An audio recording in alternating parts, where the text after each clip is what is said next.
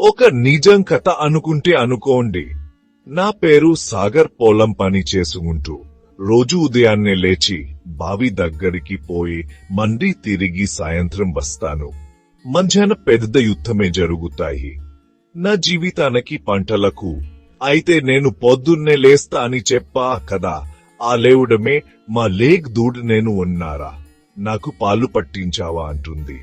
దానికి పాలు పట్టించి పాలు పితికి ఆ తర్వాత మా గెదకి కొంచెం మేత వేస్తూనే నేను మండి కొంచెం పడ్డు తోమి పుళ్లతో హాయ్ తాగి మండి ఆ గెద్ నీ పొలం మొద కట్టేసే.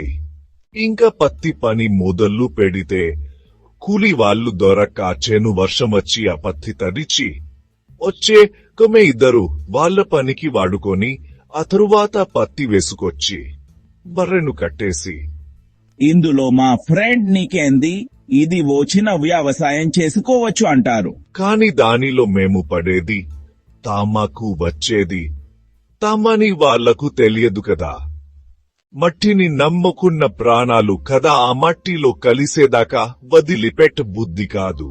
ఎందుకో లాభమో నష్టమో సుగమో దుచెట్టమో కాని మా పాడి మాకు ఆనందం, మా పంట మాకు లక్ష్మి, మా చేను మాకు ఐశ్వర్యం. మా చేనులో పడే పురుగు రాక్షసి అన్ని యుద్ధాలే చేసిన మేము ఎప్పటికీ పూర్తిగా గెలువం. ఎందుకంటే మేం వ్యవస్థకే సహాయం చేస్తాం. కాని ఆ వ్యవస్థే మా పేరు చెప్పి ఆడుకుంటుంది వాడుకుంటుంది. కాని యూరియా బస్తా కోసమే ప్రాణాన్ని వదిలానినా మా పంట ప్రాణాన్ని మాత్రం మా చేతిలో ఉన్నంత వరకు పోనివ్వం. మాకు పెళ్లికి పిల్లని ఇవ్వకపోయిన పర్లేదు, కాని నేను నమ్ముకున్న ఈ నెల్తల్లని విడువం. కూలీలు దొరకకపోయిన కూలి అవుతాం, పాలోళ్ళు రాకపోయినా పాడే ఆగదు అన్నట్లు.